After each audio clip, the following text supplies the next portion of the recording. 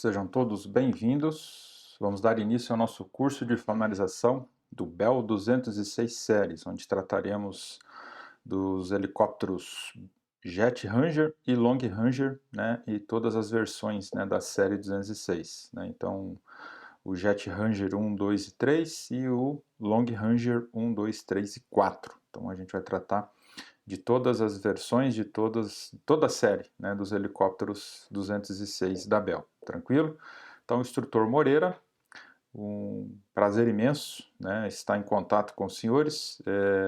Já no início, né, toda a nossa interação, então, com relação a dúvidas, sugestões, possíveis críticas, né, a gente vai interagir pelo WhatsApp. Então, a gente tem o nosso contato aí via WhatsApp, né, e toda a interação então vai ocorrer via WhatsApp.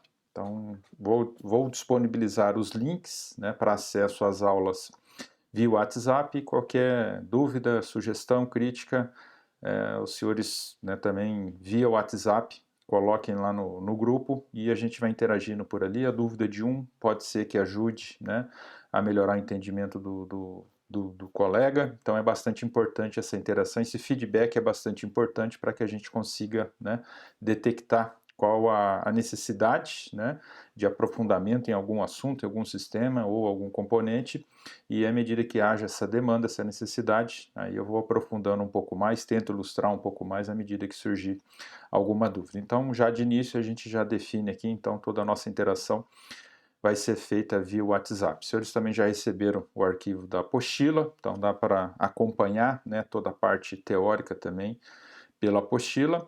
Nessa modalidade online, né, temos a vantagem de que se não entendeu, né, na primeira explicação, dá para assistir a aula novamente, ou aquele trecho da aula que ficou um pouquinho de dúvida.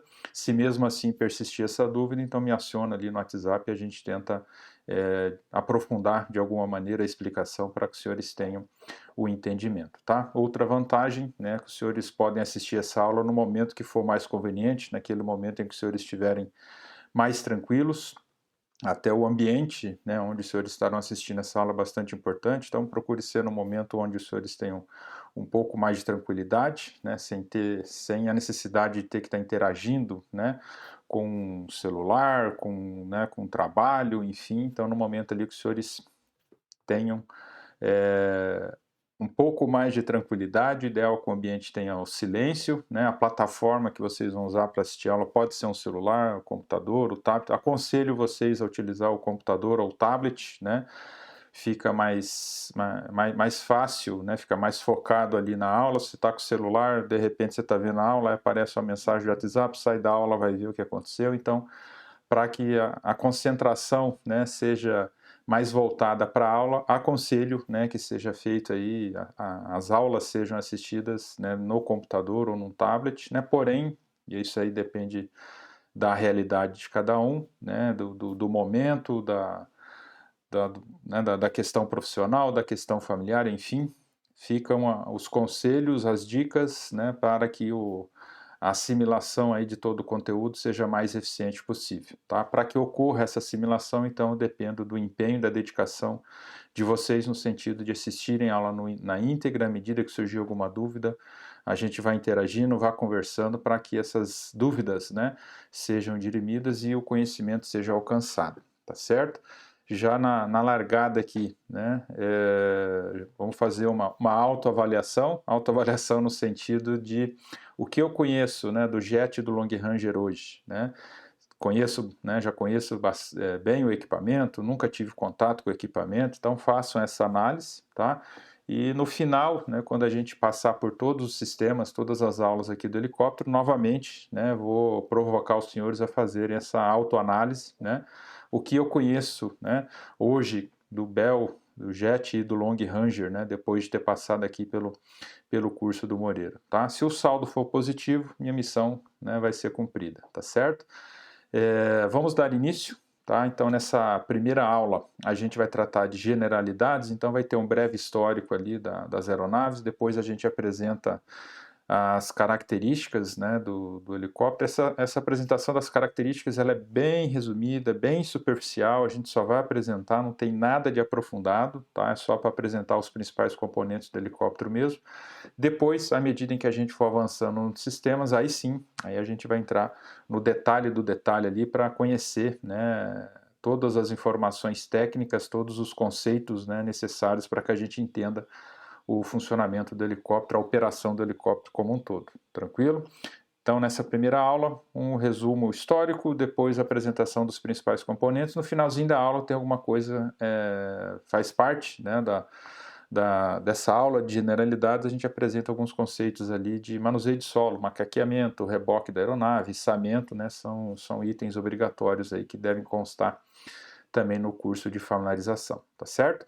Falando em curso de familiarização, já na sequência aqui a gente vai contextualizar o nosso curso, né? Qual o enquadramento desse curso, qual a aplicação desse curso aí no mercado de trabalho, né, no meu currículo, né, qual a aplicação desse treinamento que a gente vai realizar a partir de agora. Já vamos entrar nessa parte então de contextualização. Só antes de passar aqui o slide, né, fica a dica aí, então, canal do Mecânico de Aeronaves lá no YouTube. Então, todas essas aulas, né, eu estou usando como plataforma aqui o YouTube. Então, vocês recebem o link e clicando no link ou digitando lá na barra do navegador de vocês, os senhores serão remetidos, então, a esse vídeo, né, que vai estar hospedado, vamos colocar nesses termos, lá no YouTube. Então, os senhores estarão assistindo essa aula via o YouTube, tá? Então, quem quiser se inscrever, né, colabora. Então, tem projetos futuros, né, para esse canal, né, de disponibilizar cada vez mais material, né, o que nos falta é tempo e um pouco de incentivo, enfim, mas se Deus quiser, no momento mais oportuno, na hora que os astros se alinharem aí, a gente vai conseguir se dedicar mais ao canal. Já temos alguns pequenos vídeos, né? Temos até algumas aulas do motor PT6 já disponibilizados, mas a intenção é aumentar a interação nesse canal. Então, quem puder se inscrever, por favor, né, já se inscreva, pode deixar lá sugestões, né, dê o like, tá? Vamos interagindo lá que pode a ideia, a intenção, né, que vira aí uma ferramenta, né, para nós profissionais da manutenção aeronáutica aí, no sentido de proporcionar, né, um conhecimento aí técnico aprofundado, né, a gente tem dificuldade em encontrar esse tipo de material, de instrução, de aula. Então a ideia é divulgar, difundir, disponibilizar cada vez mais material, né, para que os senhores estejam municiados aí de conhecimento para poder desempenhar as atividades de vocês aí com o máximo de conhecimento, com o máximo de segurança possível. Tranquilo? Então, aperta os cintos aí, fé em Deus, pé na tábua, vamos que vamos. Tem bastante coisa para a gente passar aqui ao longo, né, dos próximos dias, enquanto a gente estiver nos familiarizando aqui com os modelos Jet Ranger e Long Ranger da Bell. Tranquilo? Vamos dar início então. Então, como eu mencionei, antes da gente iniciar o histórico e depois ir para os principais componentes do helicóptero, vamos contextualizar o curso, né? Então, o nosso curso, ele é um curso nível 3, tá? Ele é Line and Base, tá ok? Então, um curso de familiarização de aeronave, tá? No caso aqui dos helicópteros Jet e Long Ranger, e de acordo com a ATA 104, né, o nosso treinamento aqui é um curso Line and Base, tá ok?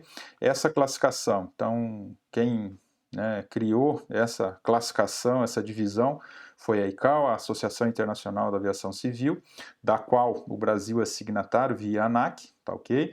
Não que a ICAO, né, cria as legislações aplicadas aqui ao Brasil, mas a ICAO cria, né, legislações a nível mundial, orientações a nível mundial, e cada um dos países membros, né, dentro da sua realidade, vai aplicar ou não aplicar ou adaptar, né, aquela orientação da ICAO à sua realidade local, né, de acordo com as suas particularidades regionais, enfim.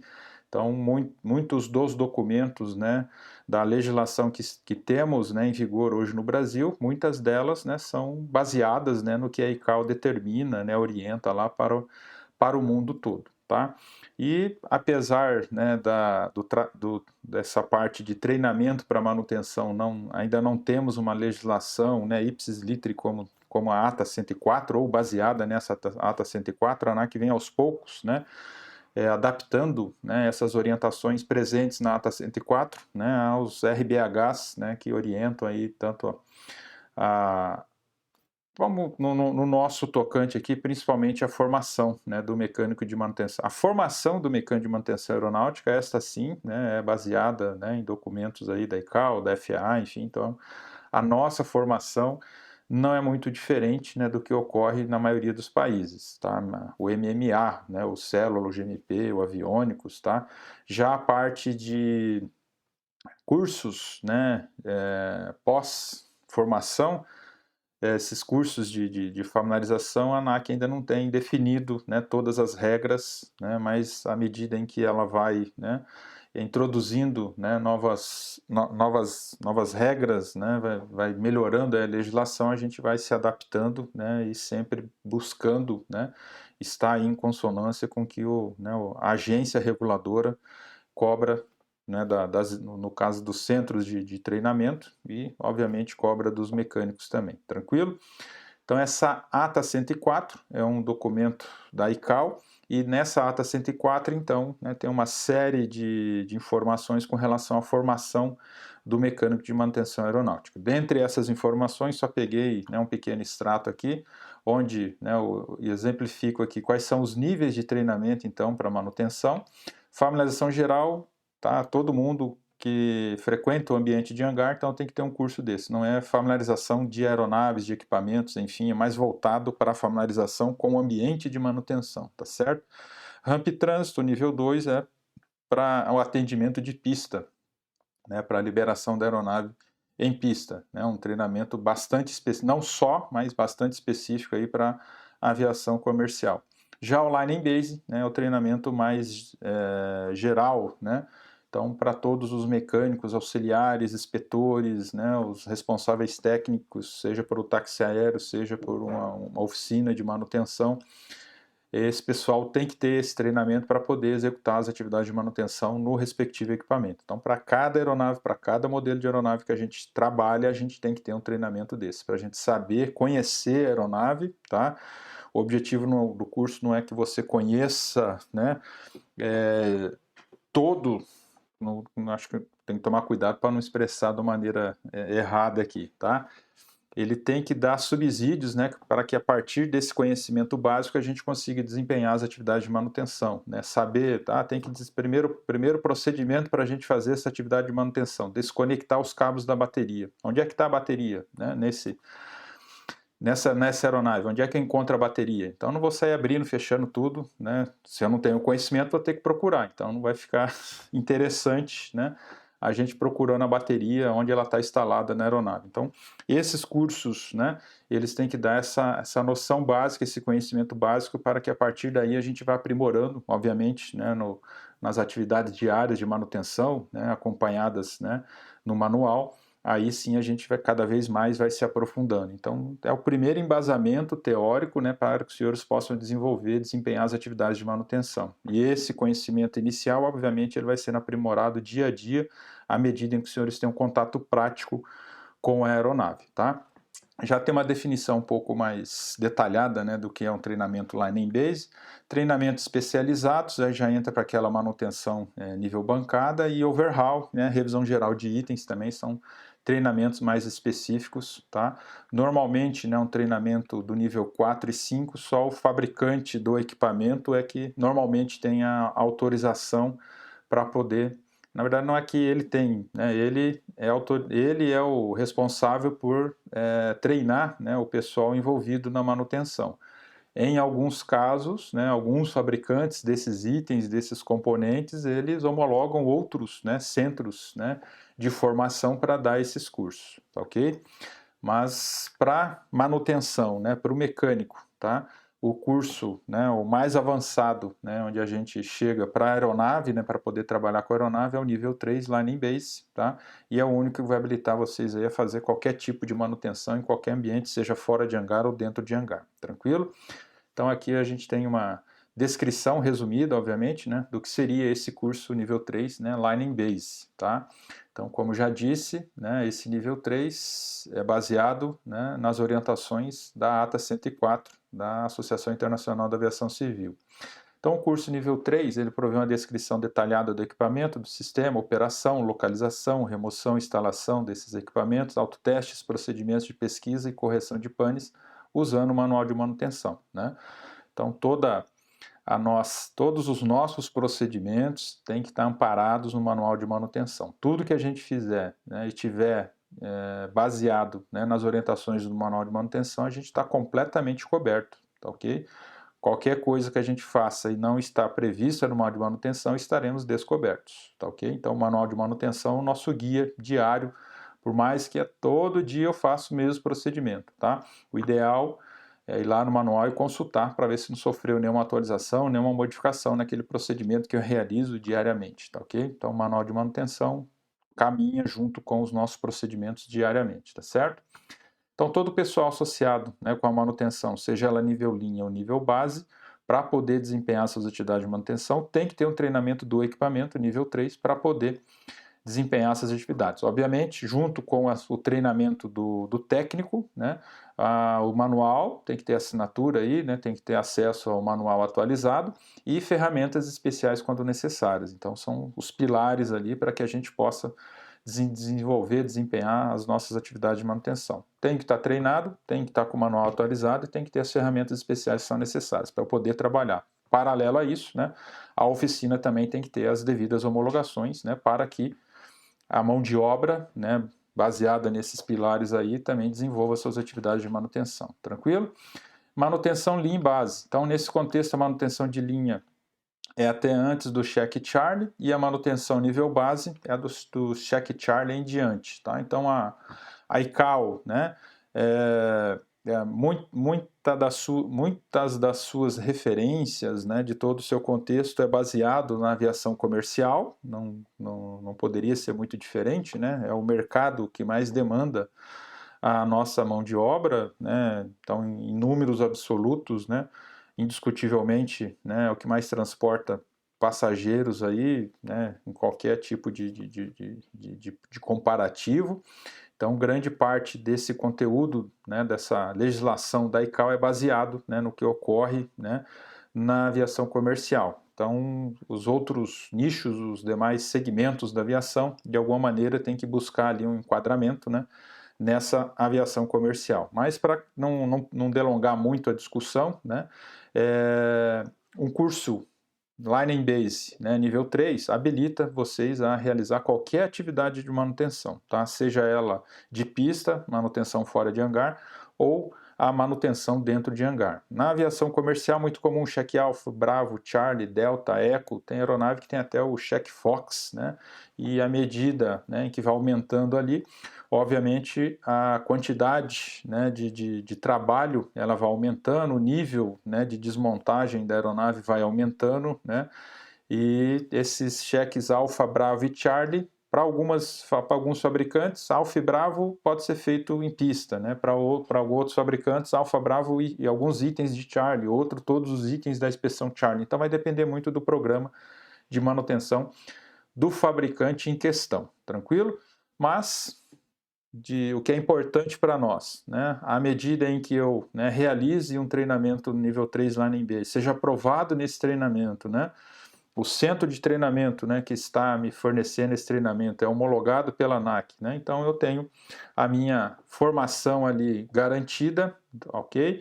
Esse treinamento, quando é realizado, né, num centro de treinamento, ele tem validade por até 5 anos, tá certo? Então por 5 anos aí os senhores estão cobertos, né, com relação a essa conformidade em ter, né, o treinamento atualizado, né? E esse atualizado perante a ANAC, ela considera, né, a data de emissão do certificado ali por 5 anos, tranquilo? Então, por até 5 anos, os senhores estão cobertos aí no quesito treinamento, ok? Então, com um curso nível 3 lá na Embase, os senhores vão poder desempenhar qualquer atividade de manutenção, seja ela dentro de hangar ou fora de hangar, né? Então qualquer manutenção line and base, né? Manutenção de linha ou manutenção nível base, tranquilo? Então definido aqui, né, qual o enquadramento do nosso curso, então vamos passar para aquele histórico e depois para os principais componentes e vamos acompanhando aqui essa primeira aula, esse primeiro capítulo, né, que é o capítulo de generalidades dos helicópteros. Vamos lá. Então, durante o nosso curso, né, a gente vai percorrer aí o seguinte roteiro, né? Então a gente já iniciou aqui a nossa aula de generalidades, depois a gente vai vir lá com estrutura, onde entra também a parte pneumática, trem de pouso, desculpa. Depois a gente vai para a transmissão principal, lubrificação da transmissão principal, mastro, rotor principal, transmissão principal e traseira, rotor traseiro, comandos de voo, sistema hidráulico, motor, combustível e vamos fechar com a parte do sistema elétrico, tranquilo? Então esse é o nosso roteiro ao longo dos próximos dias, onde estaremos aí nos familiarizando, né, com os helicópteros Jet e Long Ranger, fechou? Então vamos iniciar lá. Bom, o projeto original, né, aquela histórico resumido ali que eu comentei com os senhores, então o projeto original do Jet Ranger, né, ele é do início da década de 60, ele foi desenvolvido então para participar de uma licitação do exército americano. Tá? Apesar de ter perdido esse contrato, a aeronave acabou sendo inserida aí no mercado civil em 1967. O desenho básico permaneceu o mesmo, mas a aeronave, né, ao longo do tempo, sofreu algumas atualizações. Né? O 206 Bravo, né, o Jet Ranger 2, né, ele foi lançado em 1971, e o Jet Ranger 3, a última versão do Jet Ranger, foi lançada em 77. Tá? Com essa última versão, né, contava aí com um novo rotor de cauda e um motor mais potente comparado com as versões anteriores. O 206 Alpha e Bravo são helicópteros de 5 assentos, enquanto, né, o 206L, né, o Long Ranger, a versão alongada do Jet Ranger, tem capacidade aí para até 7 assentos, tranquilo? Então, o Long Ranger foi uma evolução do Jet Ranger, uma aeronave, né, que comporta 5 ocupantes, devido às demandas, né, do mercado. Tinha necessidade então de um helicóptero, né, de mesma performance, enfim, mas porém, né, que tivesse uma capacidade para mais ocupantes. Aí foi desenvolvida então a versão 206L, né, que é a versão estendida, né, o Long Ranger, tá ok? Então, projeto da década de 60. Aqui os protótipos, né, que foram produzidos então para participar da licitação do Exército, né, o Yankee Hotel Oscar, né, traço 6, né, a Bell produziu, desculpa, a Bell então construiu 5 protótipos desse modelo de helicóptero para participar dessa licitação do Exército.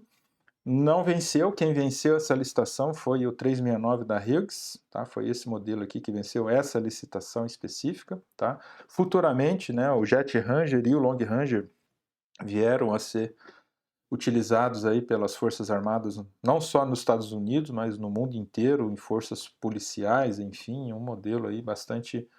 um dos modelos mais operados aí em todo o mundo. Tranquilo? Mas os primeiros protótipos, né, tiveram esse aspecto aqui, várias características que foram aproveitadas para a versão civil. Tranquilo? Então, a parte principal, né, motorização, transmissão, cabeça, né, rotor principal, né, a parte de célula que sofreu pequenas adaptações, pequenas modificações, mas o conjunto mecânico em si, né, praticamente o mesmo que foi adotada para esse projeto, para participar dessa licitação lá no Exército, tá ok? Então aqui devidamente ilustrado, né, esse modelo que participou da licitação, e nesse evento, né, o modelo que foi escolhido, selecionado aí pelo Exército foi o Hughes 369, tranquilo? Aqui todo o histórico, né, dos diferentes modelos. Então a série 206 é constituída de helicópteros monomotores, um projeto comprovado devido à sua robustez, facilidade de operação, né, uma aeronave multi-emprego. O 206 talvez seja o helicóptero com o maior número de operadores pelo mundo, tá ok? Apesar de não ser mais produzido, né, o Long Ranger, né, o Jet Ranger, né, deixou de ser produzido ali no início dos anos 80, né, o Long Ranger, né, ainda entrou na década de 90, né, em produção, mas ainda na década de 90 também parou a produção do Long Ranger. Tá? O mercado ficou carente, obviamente, outros fabricantes desenvolveram aeronaves, né, para atender, né, essa demanda, e recentemente, quando eu digo recentemente aí, né, nos últimos anos, a Bell desenvolveu, né, um projeto aí para cobrir essa carência, né, esse nicho que ficou aberto ali pela Bell, né? A Bell acabou encerrando a produção do Long Ranger, né, e continuou com outros modelos aí, 407, 429, enfim, aeronaves de porte maior.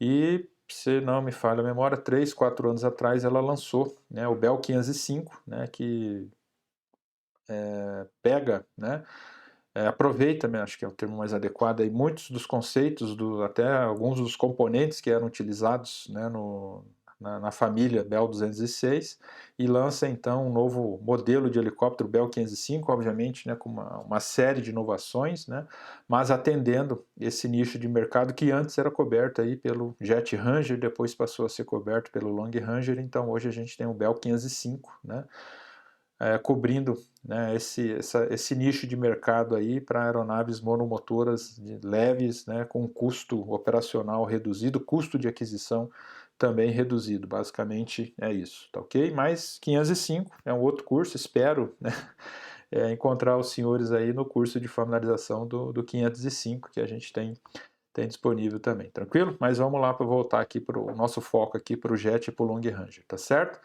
Então, talvez seja, né, o helicóptero com o maior número de operadores pelo mundo. Então, os primeiros 206 desenvolvidos foram os protótipos, né, que foram enviados lá para avaliação do exército americano. Em 66, então, homologaram, né, o 206 Alpha, que era uma versão, né, para emprego civil, selecionado pelo exército americano mais tarde, né, esse mesmo modelo, né, o modelo civil, né, só mudou algumas especificações, o OH-58 Alpha Kiowa, aí foi utilizado pelo exército a partir de 1968, tá? Depois foi lançado o 206 Bravo, a única atualização foi em relação à motorização, aí entrou o C-20, depois o B2, né, 206 B2, tinha algumas melhorias que já seriam introduzidas no B3, e o B3, né, que utilizou o motor C20J, e depois vieram boletins, né, onde a gente poderia instalar, né, o C20J, né, no B e no B2 também, e 2 polegadas a mais no diâmetro do rotor de cauda, né, foram as principais modificações aí do 206 B2 em relação ao B3, tá ok? Depois foi lançado então o Long Ranger, né, uma versão então do Jet Ranger com a fuselagem alongada para comportar, né, até 7 assentos. E já no L2 aí veio, né, os motores C30, motores mais potentes, né, onde não só o tamanho, mas o desempenho do helicóptero também melhorou. Depois L3 e L4, onde foram tendo pequenas modificações, pequenas atualizações, principalmente na parte de aviônicos, né, e foram lançadas a versão do Long Ranger, né, o L3 e o L4 também. Tranquilo? Então, nosso curso, né, ele envolve, né, o Jet Ranger 1, 2 e 3 e o Long Ranger L1, L2, L3 e L4 também. Tranquilo? Então, toda a família, todos os modelos dos helicópteros da série 206 da Bell são cobertos aí pelo nosso treinamento, ok? Então, aqui algumas características gerais, ele compara, né, os valores entre o Jet e o Long Ranger. Então, o comprimento total da aeronave, 38, né, pouco mais de 38 pés para o Jet Ranger, pouco mais de 42 pés para o Long Ranger. Então, aqui a gente vê nessa diferença aqui de pouco menos de 4 pés, né, o espaço, né, que é adicionado ali para acomodar uma fileira onde são inseridos mais 2 assentos, né, para acomodar mais 2 ocupantes na aeronave. Aí temos aqui largura, altura, né, todos os detalhes aí as diferenças, né, então quando a gente fala da largura do helicóptero é a mesma, e quando a gente fala em altura a diferença não é tão grande, né, 9 pés e meio, né, um pouco menos de 1 pé de diferença aí com relação à altura, né, da fuselagem dos helicópteros, né, os demais detalhes, aí eu acho que seriam mais importantes ali, peso máximo de decolagem, então no Jet Ranger 3.200 libras, no Long 4.450, né? Convertendo aqui para quilos, então o Jet, né, decola com um pouco mais de 1.500 quilos e o Long Ranger com 2.176 quilos. Então aqui a gente vê uma grande diferença entre os dois modelos, tá ok? E, né, a principal demanda, né, para o mercado além de levar mais 2 ocupantes, né, um peso operacional, uma carga operacional maior também, né, do Long Ranger em relação ao Jet Ranger. Parte de combustível a gente vai falar mais à frente, né, e o Long Ranger, apesar de ser maior, poder carregar mais, ainda consegue, né, desenvolver uma velocidade maior, ou seja, tem um desempenho, né, acima, melhor, né, quando comparado com o Jet Ranger. Tranquilo? Então as principais informações, todas elas constam aí na apostila de vocês também, então todas essas informações constam aí para consulta. Tranquilo? Dimensões, então o curso ele tem que abordar a parte de dimensões, mas é só a título de exemplos aqui, quando for necessário, né, uma informação precisa, né, qual que é o comprimento, né, do helicóptero, qual que é o diâmetro do rotor, qual que é a altura, será que ele entra, né, por essa passagem, será que não? Aí a gente consulta o manual, aí ele assim a gente vai ter a informação atualizada e ali a gente então toma, né, a decisão se arrisca, né, arrisca colocar o helicóptero naquela posição ou naquele hangar, né, passar por aquela porta ou não, baseado nesses dados que a gente encontra lá no manual. Então aqui é mais a título de exemplo mesmo, tranquilo? Então os valores já mencionados aqui, muitos deles a gente já viu anteriormente, a diferença, né, que já está convertida aqui para o nosso sistema métrico aqui. Então o diâmetro do rotor principal 10,16 metros, né, isso do jet, né? Até um ponto, né, durante todo o curso, né, e na apostila de vocês também, sempre vai aparecer a nomenclatura 206 Bravo e 206L, tá? Então, quando aparecer a designação 206 Bravo, a gente está tratando dos modelos de Jet Ranger, tá? E quando aparecer o 206L, a gente está tratando das versões do Long Ranger, ok? Então, vamos lá. Então aqui os valores, né, dimensões, a gente já abordou nos slides anteriores, só que está tratando aqui dos valores do Long Ranger, tranquilo? Os assentos dos passageiros, eles podem ser removidos ou reajustados e aproximadamente 80 pés cúbicos podem ser carregados internamente sobre o chão, respeitando aí o limite de 75 libras por pé quadrado. Também as portas laterais podem ser removidas para transporte de cargas externas. Cargas externas, né, temos também, né, kits, né, de ganchos, né, que são um kit que é instalado e pode transportar essa carga externa içada, tranquilo?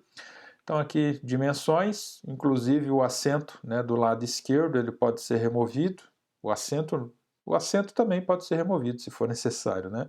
Mas o principal detalhe, os comandos de voo podem ser removidos do lado esquerdo e podemos acomodar um passageiro, né, no cockpit dianteiro ou, se necessário, até mesmo carga também pode ser acomodado nesse ponto dianteiro, desde que, né, a gente tenha removido ali os comandos de voo, e esses comandos de voo do lado esquerdo no cockpit, eles são removíveis, tá ok? Da mesma maneira no compartimento de passageiros, removendo os assentos ali, então a gente tem uma área, né, de 80 pés cúbicos, né, considerando aí o Jet Ranger, para executar aí 80 pés cúbicos no Long Ranger, né, que é maior.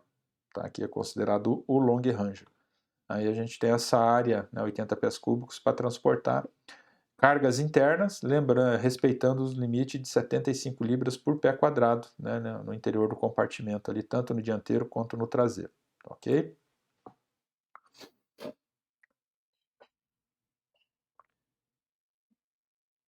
Então aqui a gente tem ilustrada a cabine do Jet Ranger. Então, característica desse projeto, né, da família 206 é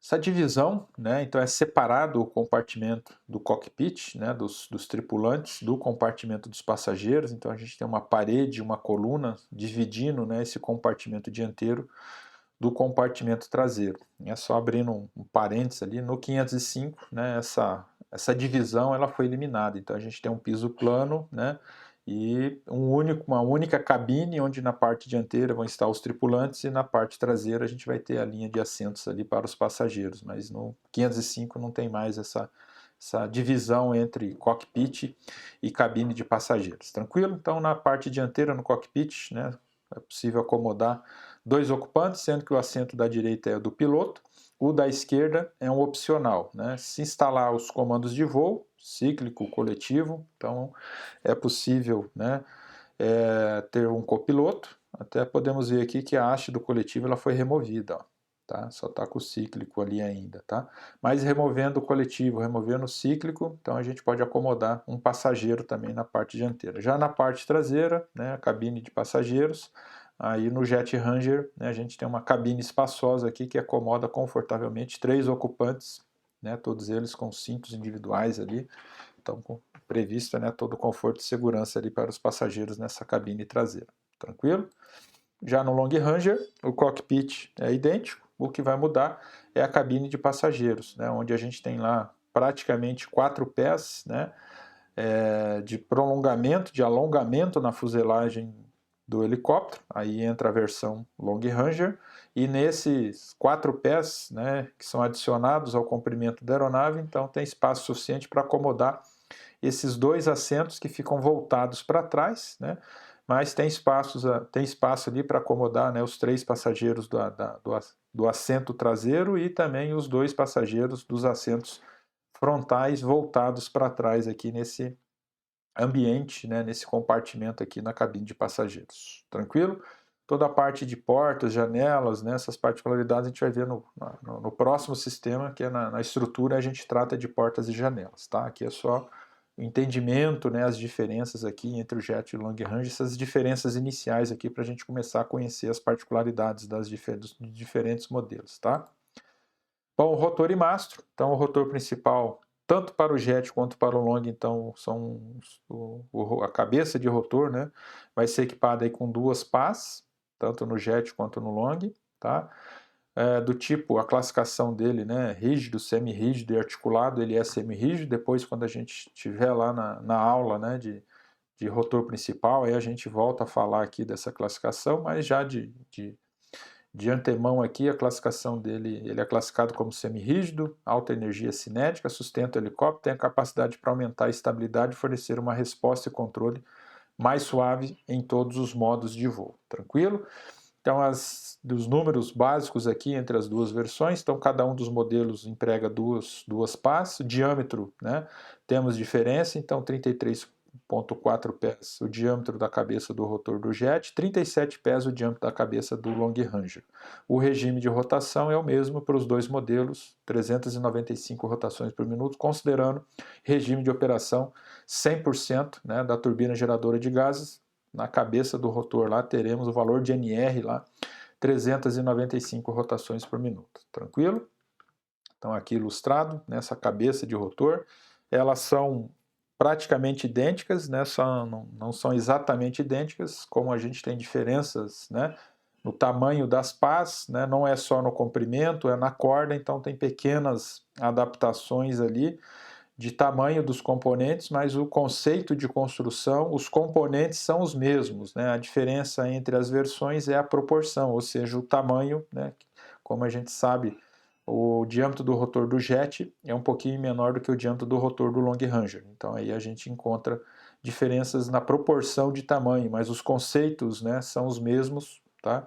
Para as duas cabeças de rotor aí, mastro, no jet e no Long Ranger. Mas tudo isso aí a gente vai aprofundar nas aulas dos sistemas específicos aí, tá ok? Bom, o conjunto da transmissão principal proporciona uma redução de 2 estágios, então tem o redutor cônico e o redutor apsicoidal, a gente vai aprofundar, vai conhecer as características de cada um desses módulos de redução, como funciona essa transmissão principal. Então tem uma taxa de redução de 15,23 para 1 entre a saída do motor e o acionamento do rotor principal. Então o motor ele vai entregar 6.016 rotações, considerando o regime de funcionamento 100% do motor. Então na saída frontal, lá na roda livre, né, na gearbox do motor, seja o C20, seja o C30, né, a gente vai ter um valor de RPM de 6.016 rotações, entrando então na transmissão principal, passa por 2 modos de redução e acionando o mastro, que vai acionar a cabeça do rotor, a gente vai ter um regime de rotação de 395 rotações por minuto. Tranquilo? O Jet Ranger utiliza um suporte fixo para fixar essa transmissão na célula, enquanto o Long Ranger utiliza um arranjo de feixe nodal para montar a transmissão à estrutura da fuselagem. Esse sistema isola a vibração do rotor principal, que ocorre 2 vezes por revolução do motor.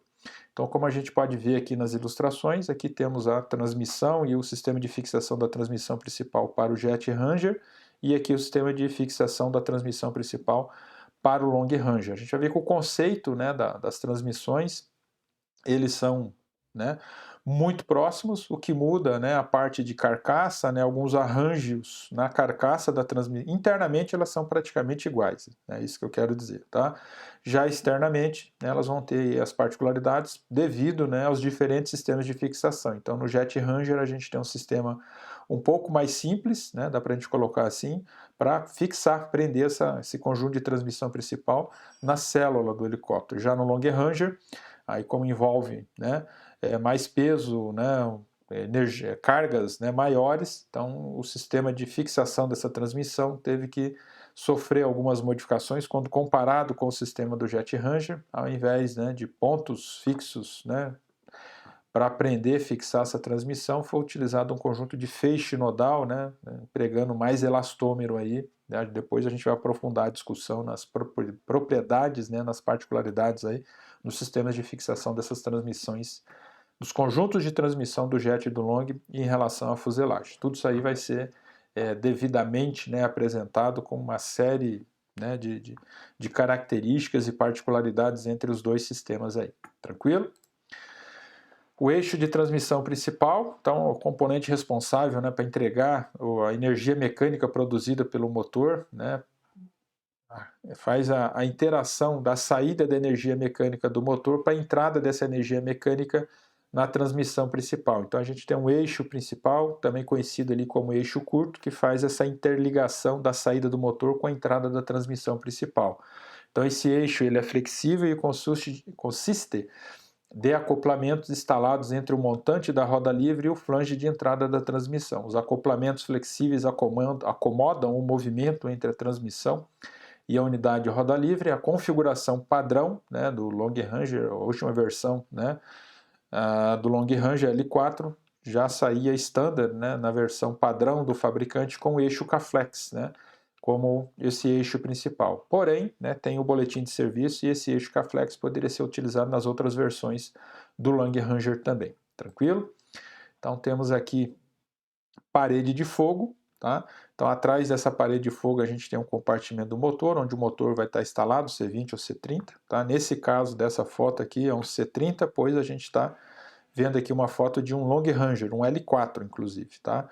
É um L4 porque ele já está aqui com o eixo K-Flex. Aqui só para ilustrar a diferença, então esse aqui é o eixo padrão, né, para o Jet Ranger, né, e as primeiras versões do Long Ranger inclusive. Obviamente lá em transmissão a gente vai tratar de mais detalhes desses eixos, tá certo? Mas eles são flexíveis, né, então ele tem um conjunto aqui, boots, né, que permitem aqui a finalidade, né, dessa flexibilidade, que a gente tem um motor, que basicamente esse motor, ele, do ponto de vista de fixação, ele é mais estável. Já a transmissão principal, ela tem uma pequena variação vertical. Então a transmissão principal, ela trabalha um pouco verticalmente, tá? Então não tem como um eixo que interconecta a saída do motor com a entrada da transmissão principal, ele ser rígido também, tá? Se é um eixo rígido e a transmissão trabalha, então vai haver concentração de esforço em algum ponto desse eixo de interconexão e muito provavelmente a gente tem cisalhamento. Então esse eixo ele tem que ter essa característica de flexibilidade. Ao mesmo tempo, né, ele tem que conectar a saída do motor com a entrada da transmissão, transmitir o movimento rotacional, transmitir o torque do motor para acionar a transmissão principal e conseguir compensar essa pequena variação vertical que vai estar presente na transmissão principal. Aí entram nessas características de flexibilidade nas extremidades desse eixo de transmissão principal. Então esse modelo de eixo aqui é adotado para todas as versões do Jet Ranger e as primeiras versões do Long Ranger. E a última versão do Long Ranger é equipada então com esse outro modelo de eixo de transmissão principal, né, que recebe o nome ali do seu fabricante, né, o K-Flex.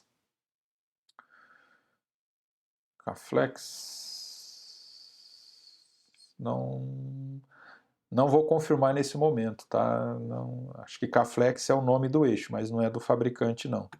Se não me falha a memória, é a Lord, tá? Que é uma empresa bastante consolidada, bastante conhecida aí nesses sistemas de amortecimento, né? De flanges, né? suportes, né, para fixação de motores, né, a Lord bastante conhecida. Se não me engano, o fabricante aqui do eixo K-Flex é a Lord. Mas na aula de transmissão principal lá eu confirmo com vocês essa informação, tá? K-Flex é o nome do eixo mesmo, né, do projeto aqui do eixo, tranquilo? Então, ilustrados aqui os dois modelos de eixo que são instalados, né, nas diferentes versões, diferentes modelos aí dos helicópteros Bell 206, tá certo? Então, potência de motor a gente já falou anteriormente, né, esse torque, a potência entregue da saída do motor para a entrada da transmissão. No Jet Ranger, né, 270 HP, para o Long Ranger, já com o motor C30, 370 HP. Para decolagem, né, que é um regime de operação do motor limitado a 5 minutos de operação, aí o C20, né, entrega 317 SHP, já o C30 entrega 490 SHP. Mas depois lá em motor também a gente vai aprofundar um pouco mais essa parte das potências, né, máxima contínua, máxima de decolagem, máxima transitória. Então a gente tem todas essas informações que serão complementadas lá na aula de motor, tá ok? Motor, então dá tanto o que equipa o Jet quanto o que equipa o Long Ranger, né? Ambos os motores são do fabricante Rolls-Royce, da série 250, né? Dos motores Rolls-Royce. Motor do tipo turbo-eixo que apresenta construção modular.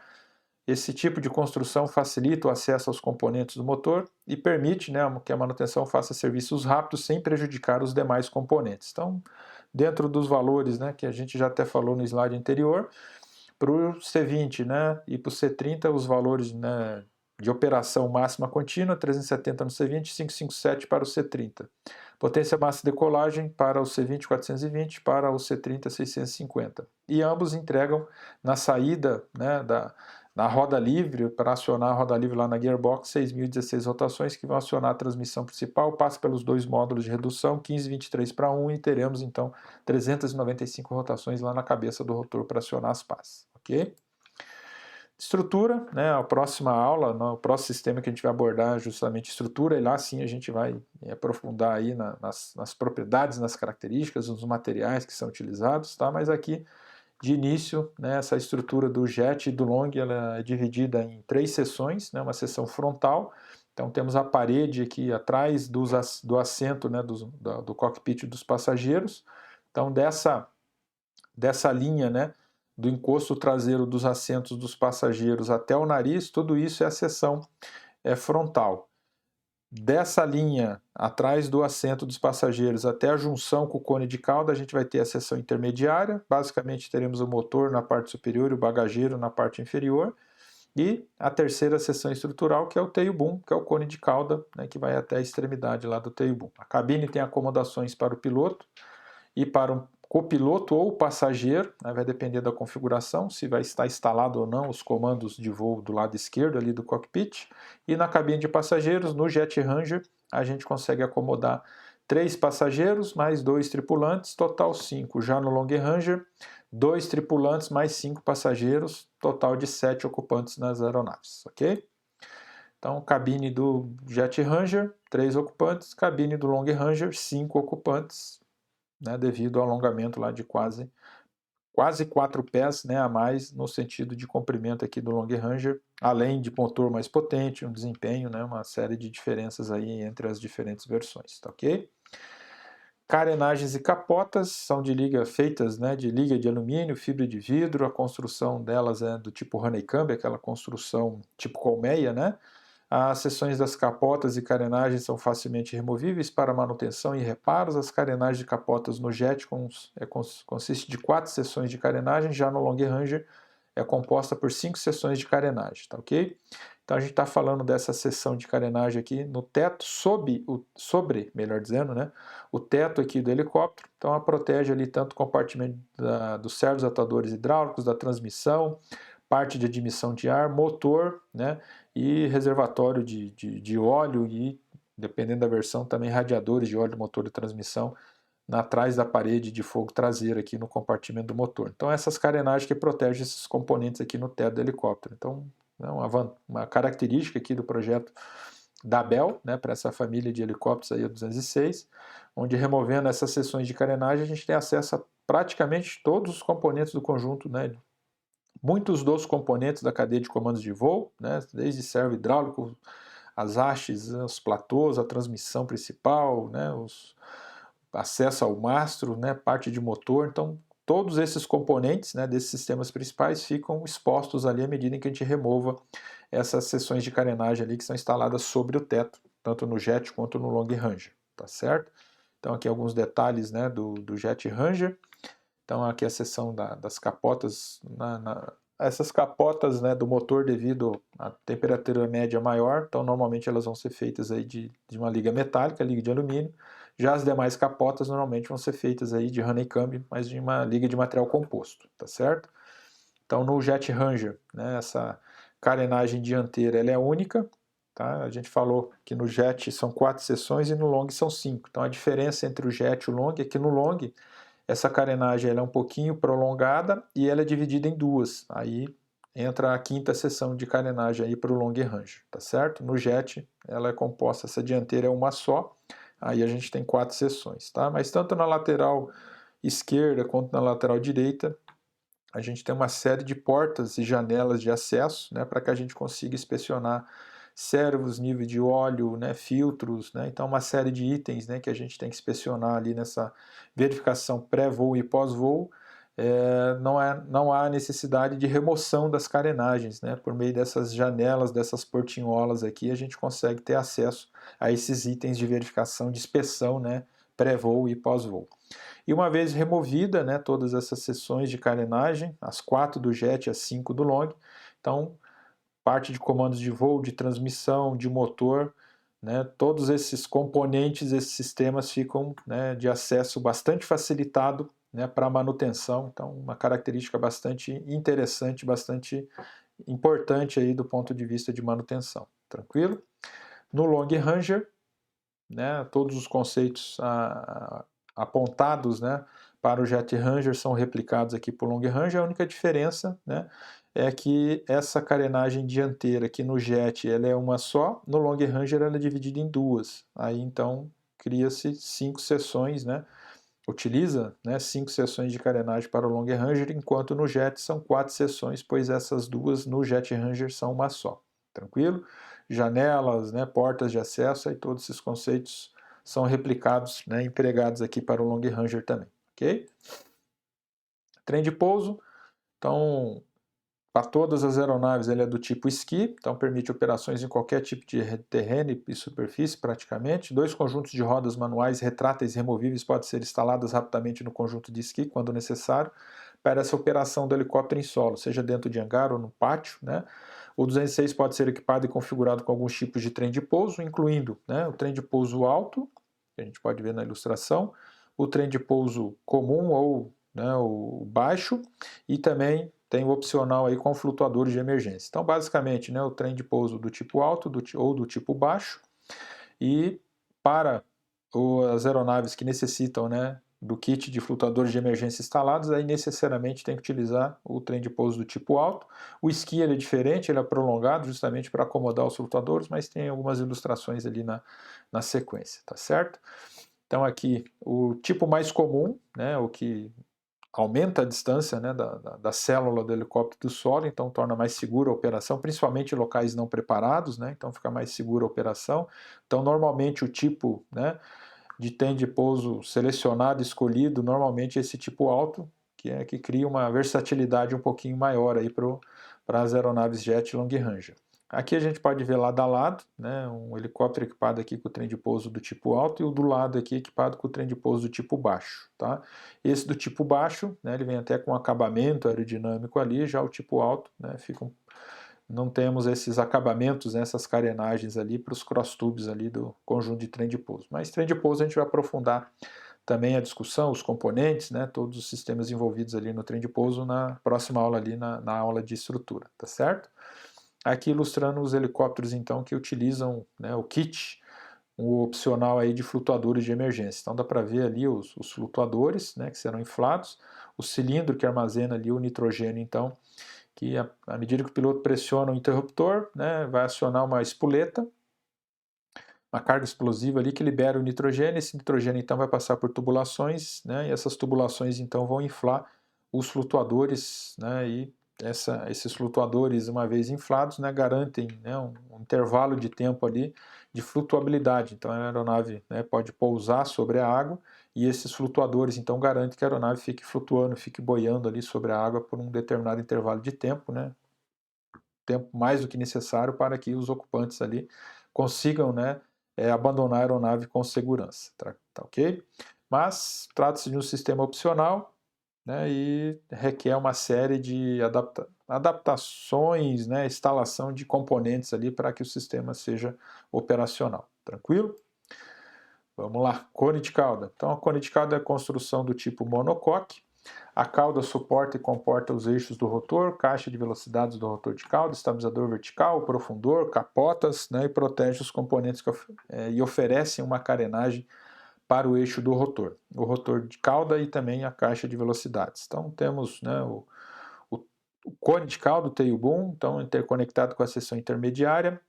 Ele é prolongado para criar um braço maior e onde a gente vai ter a instalação então da caixa de transmissão traseira, a TGB, Tail Gearbox, né, onde ela também é acionada pela saída traseira da caixa da gearbox lá do motor, na saída traseira da roda livre. Então vai ter uma árvore, né, de transmissão de movimento, um eixo segmentado ali, que vai transmitir então as 6.016 rotações para acionar o conjunto de rotor de cauda. Se não me engano, vai reduzir para em torno de 2.500 rotações, mas depois, na aula do sistema, né, de acionamento do rotor traseiro, a gente vê os valores exatos lá, mas se não tiver enganado, vai acionar o conjunto lá em torno de 2.500 rotações. Então, além de reduzir, né, esse valor de rotação, ele também inverte o sentido de acionamento, então o eixo vem no sentido longitudinal e essa caixa de transmissão traseira, né, muda o sentido de acionamento em 90 graus, ele traz para a lateral esquerda do helicóptero, né, onde temos então o conjunto, né, das pás do rotor de cauda que vão criar um empuxo, né, que vai criar uma força necessária ali para equilibrar o helicóptero em relação ao eixo, né, longitudinal, um empuxo para se contrapor o efeito torque produzido pelo rotor principal e manter a estabilidade do helicóptero em relação ao eixo longitudinal. Mas tudo isso aí a gente vai ver com mais detalhes, né, quando a gente estiver estudando os respectivos sistemas ali. Então, além desse eixo de transmissão que fica, né, instalado na parte superior ali do cone de cauda, protegido por seções de carenagens, temos ali o estabilizador vertical, temos o estabilizador horizontal. Aí, quando a gente fala de estabilizador horizontal do jet e do long, a gente vai ter uma série de particularidades entre os dois modelos, né, podemos colocar dessa forma ali, tá certo? Então, no estabilizador horizontal do Jet Ranger, né, a gente tem um estabilizador horizontal. Já no Long Ranger, além do estabilizador horizontal, a gente tem finlets, né, instalados aqui nas extremidades, e temos também finlets e slats. Né? Os slats são instalados aqui no bordo de ataque, né, desse estabilizador horizontal, além de superfícies comandadas, mas tudo isso aí a gente vai aprofundar quando a gente estiver tratando lá dos comandos de voo também, tá? Aqui, ó, esses principais componentes, né, o estabilizador, os estabilizadores, né, entre o Jet e o Long Range tem algumas diferenças, principalmente no Long Range são adicionados, né, vários componentes, mas tudo isso aí vai ser aprofundado no momento oportuno ali no sistema de comandos de voo e também quando a gente estiver falando lá do cone de cauda, tá? Então o Jet Ranger ele tem um conjunto de estabilizador horizontal fixo montado na cauda que vai manter a estabilidade direcional em todas as faixas de velocidade. O do Long Ranger, também montado na cauda, tem a mesma função, no entanto, esse estabilizador pode mover a extremidade traseira para manter a fuselagem estabilizada. O Long Ranger também tem finlets verticais no bordo de ataque do estabilizador horizontal. Então ele tem um estável profundor, o Long Ranger, né? Ele tem um estável profundor no bordo de fuga do estabilizador horizontal. Quando o cíclico é levado à frente, ele também é comandado, né, para aumentar ainda mais, né, o efeito aerodinâmico de empurrar a cauda para baixo ali, e quando o cíclico volta, né, para neutro, aí esse estabilizador volta para a posição de neutro. O cíclico para trás, esse estável profundor, ele não tem um ângulo negativo, tá? Ele só comanda de neutro para cima e volta para neutro, ele não tem um comando para baixo, tá? Mas lá em comandos de voo a gente vai ver os detalhes, ângulos, né, como funciona esse sistema, a gente vai ver todos os detalhes mais à frente, ok? Então aqui o estabilizador horizontal de um jet, né, perfil assimétrico, alguns recursos aerodinâmicos ali no bordo de ataque, parte de iluminação.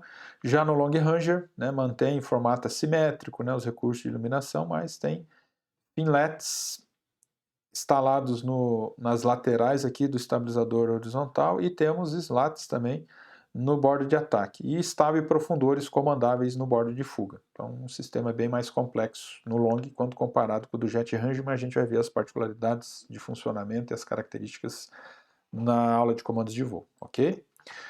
Rotor de cauda é do tipo semi-rígido, assim como a cabeça do rotor, constituído de um cubo com duas pás, rolamentos esféricos nos montantes das pás e no cubo que vão alterar o ângulo, né, para permitir a variação de passo ali, para justamente aumentar e diminuir o valor de empuxo. O montante do cubo das pás muda a direção do movimento em 90 graus, né, em relação ao eixo de saída da caixa, por meio de um munhão estriado montado em rolamentos no centro para fornecer o batimento aí do conjunto. Então, o rotor de cauda, a gente vai aprofundar também lá na aula de rotor de cauda, e vamos conhecer lá a transmissão, né, como é feita essa mudança de sentido, né, o próprio funcionamento da caixa de transmissão, lubrificação lá do tipo salpico, coroa, pinhão, então todos os detalhes ali que envolvem o acionamento, né, do conjunto do rotor traseiro. Sistema elétrico, ele é de 28 volts, cabo negativo, né, aterrado na estrutura, um starter gerador de alimentação de corrente contínua, a principal fonte de alimentação do sistema CC e do helicóptero. Também tem a bateria 24 volts, níquel-cádmio, alcalina, né, que pode ser também oferecer alimentação barramento principal no caso de falha do gerador, que é a fonte principal de alimentação desse barramento principal. O jet pode ter um regulador de tensão do tipo pilha de carvão, enquanto na série Long Ranger, algumas aeronaves, as primeiras versões do Long Ranger ainda utilizam, né, o regulador da tensão de saída do gerador do tipo pilha de carvão, mas no Long Ranger foi introduzido o regulador de voltagem ali da saída do gerador já com com estado sólido, né? Então outro tipo, né, de tecnologia, podemos colocar nesse termo ali, para controle da tensão de saída do gerador. Mas na nossa última aula, quando a gente vai falando lá do sistema elétrico, a gente vai entender a diferença entre os componentes, como é feito esse ajuste da tensão de saída do gerador nos diferentes modelos aí de jet e também de long range, ok? Então, finalizada essa apresentação dos principais componentes, dos principais sistemas do helicóptero, a gente vai passar para a parte final aqui da nossa aula, a gente vai abordar aqui essa parte de manuseio de solo, tá ok?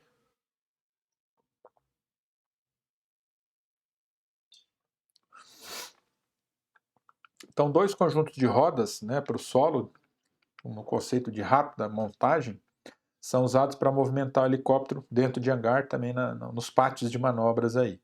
Na série Jet Ranger, né, as rodas de assistência são anexadas na parte traseira de cada tubo do esqui, perto do centro de gravidade do helicóptero. Uma barra com mecanismo elevador estende e recolhe as rodas, uma vez na posição levantada, um pino de trava mantém a roda no lugar.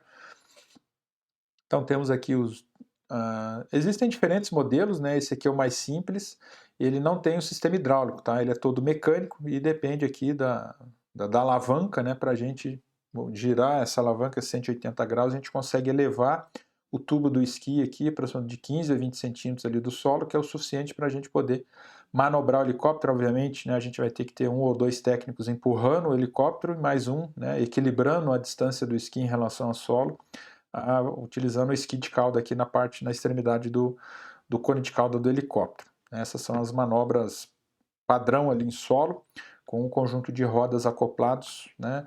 Esse modelo de roda, né, mecânica aqui é aprovado apenas para o Jet Ranger. Para o Long Ranger, né, como aumenta, né, o tamanho, né, não só tamanho, mas principalmente peso, aí tem que ser utilizado aí o conjunto de rodas com auxílio hidráulico, tá? Então, esse sistema de elevação, né, do esqui, alguns centímetros ali do solo, aí vai ser feito por meio de um recurso hidráulico ali no conjunto de rodas, um conjunto mais seguro, né, devido principalmente a incremento, né, de peso aí entre o Long Ranger e o Jet Ranger.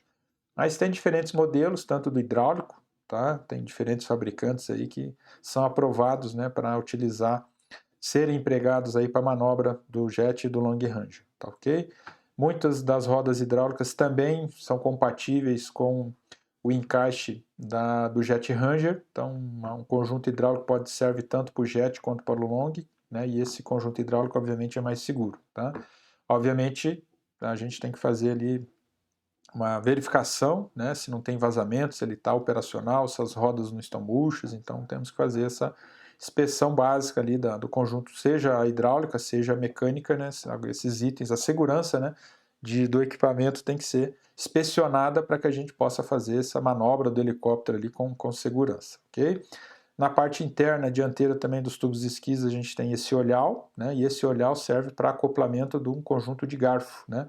E esse conjunto de garfos serve para o tratoramento. Então, quando a aeronave tem que ser movimentada, né, a distâncias mais longas, é o recomendado que seja feita, né, via tratoramento. Então, esse garfo, né, um opcional, que é acoplado na parte dianteira ali dos tubos de esquis, é instalado o conjunto de rodas, seja, né, a mecânica ou a hidráulica, para elevar, né, o esqui do solo. Com o garfo, aí o helicóptero pode ser tratorado. Mesmo nessas manobras de tratoramento, tem que ter o responsável, né, pela operação aqui na extremidade do cone de cauda. Ele que é o responsável pelo direcionamento, né, e também pelo equilíbrio ali, né, puxando, empurrando, movimentando. Ele consegue controlar a distância dos esquis. Às vezes tem pequenos desníveis, né, durante a trajetória ali, e quem está aqui atrás é que vai fazer nesse equilíbrio para que o esqui não fique raspando, né, o helicóptero não fique tendo impactos ali com o solo. Tranquilo?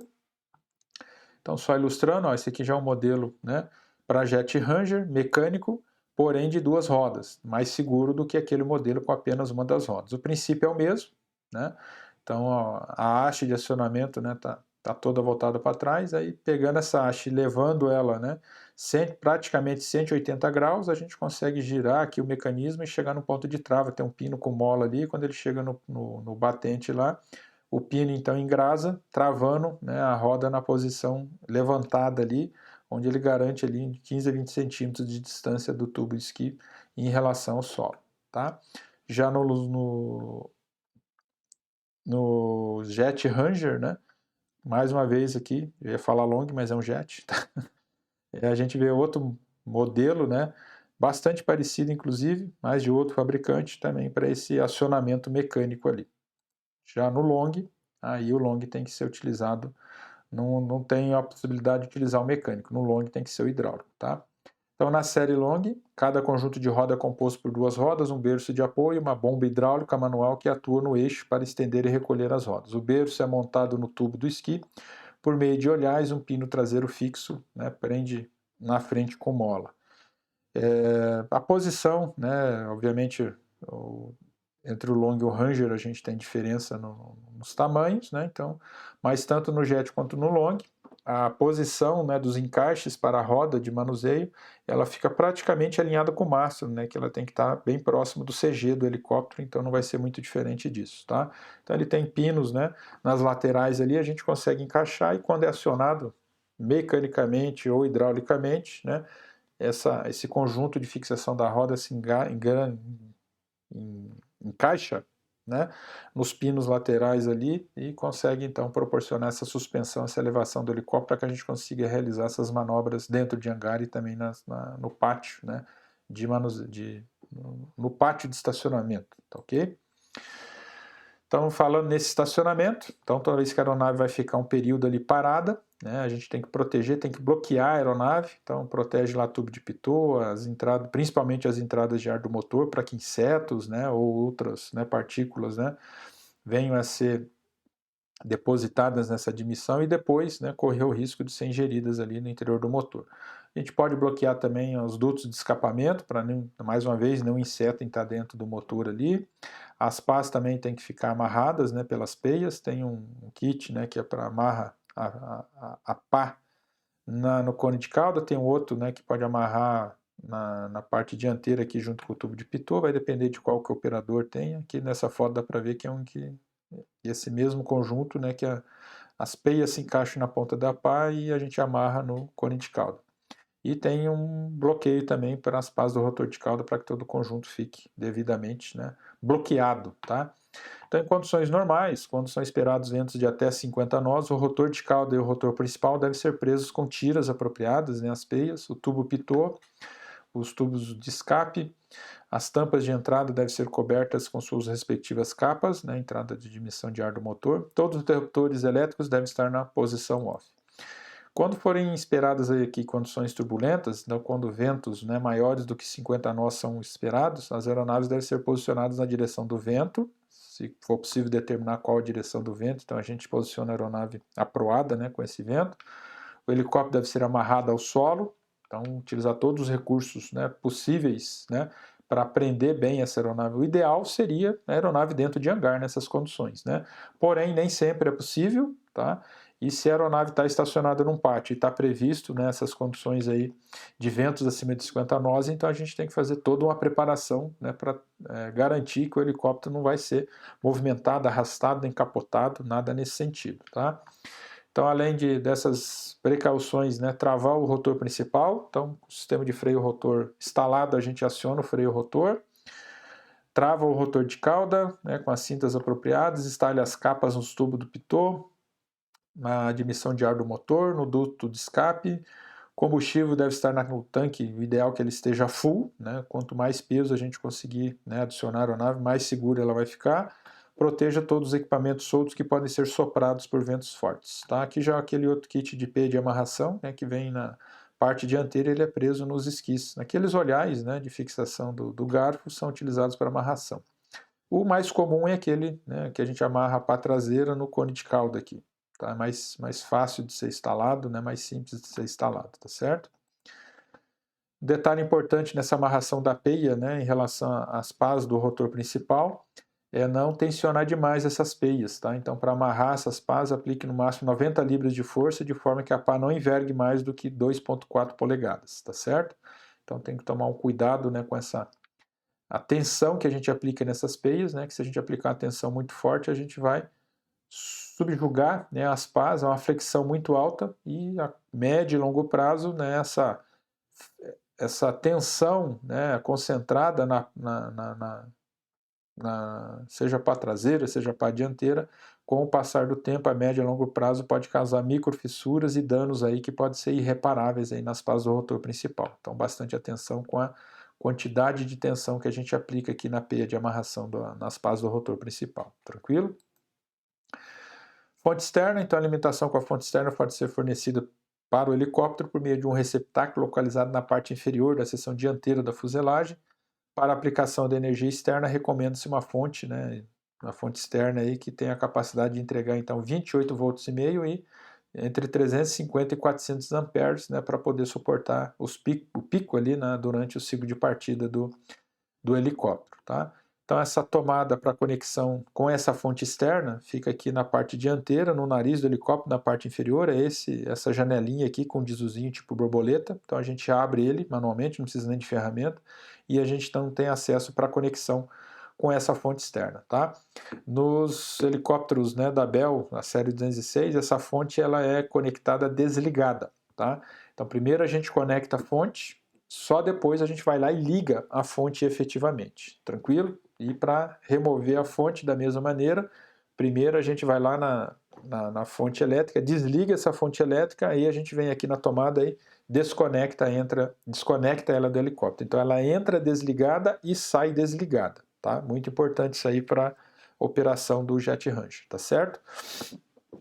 Lá no início, né, na provocação lá, deu exemplo lá onde fica instalada a bateria, né, do componente. Então, já que estamos no curso de familiarização, a gente consegue ver aqui nessa ilustração, na parte inferior aqui a tomada para conexão com a fonte externa, e logo acima a gente tem aqui o alojamento, o compartimento para instalação da bateria. Então, a bateria, tanto no Jet Ranger quanto no Long Ranger, né, fica instalada aqui no compartimento, né, da bateria no nariz do helicóptero. Tá? Também tem 2 Jesus, tá? Que prendem e mantêm essa porta fechada aqui. Esse aqui já tem encaixe fenda, né? Então, para facilitar, às vezes com a pressão no dedo ali, a gente consegue abrir, consegue fechar também, mas de uma maneira mais confortável, com uma pequena chave de fenda, a gente consegue abrir os 2 Jesus aqui e ter acesso, então, à bateria que fica instalada no interior desse compartimento. Então, já valeu a pena essa primeira aula, né? Já, a partir de agora, se alguém perguntar, desconecta a bateria do helicóptero. Se for um jet long range, você já sabe, vão direto lá para o nariz do helicóptero, abre aqui o compartimento e tem acesso ali. O conector é uma desconexão rápida, né? Só quebrar o freno ali, girando meia volta ali, a gente consegue desconectar então o cabo, né? O cabo de acoplamento aqui com a bateria. Então já é um procedimento, uma tarefa de manutenção que você já consegue realizar a partir dessa primeira aula, tá vendo? Então vamos lá, parte de içamento do helicóptero. Inicialize então travando o conjunto do rotor principal e também o conjunto do rotor de cauda. Segure principalmente as pás do rotor de cauda, conecte o cabo de içamento adequado, tem até o PN ali do cabo, né, as fitas, né, que são utilizadas ali para esse içamento do helicóptero, elas vão estar acopladas ali no olhar do gancho de elevação, que fica instalado na porca do mastro do rotor principal. Então a gente tem esse olhar e com essa ferramenta aqui, então a gente consegue acoplar essa ferramenta nesse olhar e a partir dessa ferramenta aí vem com gancho, né, de talha, de guincho, né, ou as fitas, né, de amarração, e aqui é para utilizar ganchos ou guinchos, né, a gente adapta essa ferramenta, tá? Porém o mais recomendado, né, é a gente utilizar esse modelo aqui, apesar da foto estar pequena, mas mais à frente teremos outras fotos lá, mas são usadas fitas, ao invés de ficar todo o peso do helicóptero ficar concentrado, né, naquela porca, né, na parte central aqui do mastro, as fitas elas abraçam o punho das pás, então o peso é melhor distribuído, né, uma maneira mais segura, né, onde não fica tão concentrada num único ponto, né.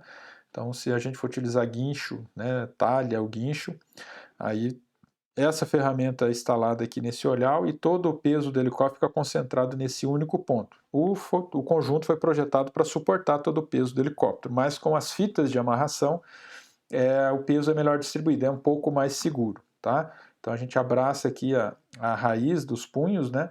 E esses punhos são presos ao guincho, gancho, enfim, e por esse método a gente consegue fazer então o içamento do helicóptero como a gente consegue visualizar aqui, tá? Conecta o guindaste adequado, elimine qualquer folga, posicione a pessoa na estação da ponta da cauda do helicóptero, estabilize a cauda durante esse içamento. Se a altura já estiver além do alcance da pessoa, segure com uma corda, né, para evitar então a derrapagem da cauda, erga o helicóptero lentamente com a força de elevação constante. Então, normalmente serviços no trem de pouso, né, são necessários aí o içamento do helicóptero, obviamente, e durante esse içamento, caso, né, a pessoa não alcance ali o esqui de cauda, né, para manter o helicóptero alinhado, tá? A gente laça, né, o conde de cauda aqui com uma corda e consegue então manter a estabilidade, né, o alinhamento do helicóptero dentro de uma baia de manutenção ali, enfim, por meio dessa corda se a altura ficar muito elevada ali, ok? Parte final, suspensão por macacos, não é ainda, tem macacos e ainda tem nivelamento, aí sim a gente finaliza, tá? Mas já quase no finalzinho aqui, macacos, né? Então, se o macaqueamento do helicóptero, segure as pás do rotor principal com bloqueio, posicione os 3 macacos hidráulicos com seus acessórios simultaneamente nas 3 posições, erga o helicóptero até a altura desejada. Então, o ideal é ter 3 operadores, um em cada macaco, para que o helicóptero suba e desça, né? Equilibrado, estabilizado, tá? Para evitar incidentes ou acidentes aí, tá? Então, o ideal é que esse levantamento e baixamento do helicóptero e macacos ele seja feito de maneira simultânea, tá certo? Erga o helicóptero até a altura desejada, tenha cuidado para manter o nível do helicóptero, uma vez alcançar essa altura desejada, e ao abaixar também, baixe lentamente, cuidadosamente, de maneira alinhada aos 3 macacos também, simultaneamente, ok? Então o helicóptero ele tem 2 pontos dianteiro e um ponto traseiro. Na estrutura do helicóptero ele já tem então preparado, né, o reforço estrutural necessário. Ele tem pequenas projeções onde a gente vai apoiar as castanhas ali dos macacos, independente do modelo de macaco, tá? E por meio desses pontos estruturais e somente nesses pontos a gente vai utilizar então para apoio de macaco e suportar o peso do helicóptero e, né, seguir, né, seja para uma pesagem do helicóptero, seja num serviço um serviço mais pesado, mais detalhado como esse, que envolve aqui a remoção do conjunto de trem de pouso. Então a gente vai utilizar esse recurso aí dos apoios de macaco para poder executar essas práticas de manutenção. Então aqui de uma maneira bem detalhada, então a gente pode ver que estruturalmente já tem os 2 pontos dianteiros para receber o apoio de macacos e também na parte traseira, quase um pouquinho antes do alinhamento na parte inferior ali da seção intermediária. Ela também tem um reforço estrutural necessário para receber o apoio de macaco traseiro também, para poder suportar o peso do helicóptero e a partir daí desenvolver, né, ou seja, uma verificação de nivelamento do helicóptero, ou seja, uma pesagem do helicóptero, ou nesse caso aqui como uma remoção de trem de pouso, ok?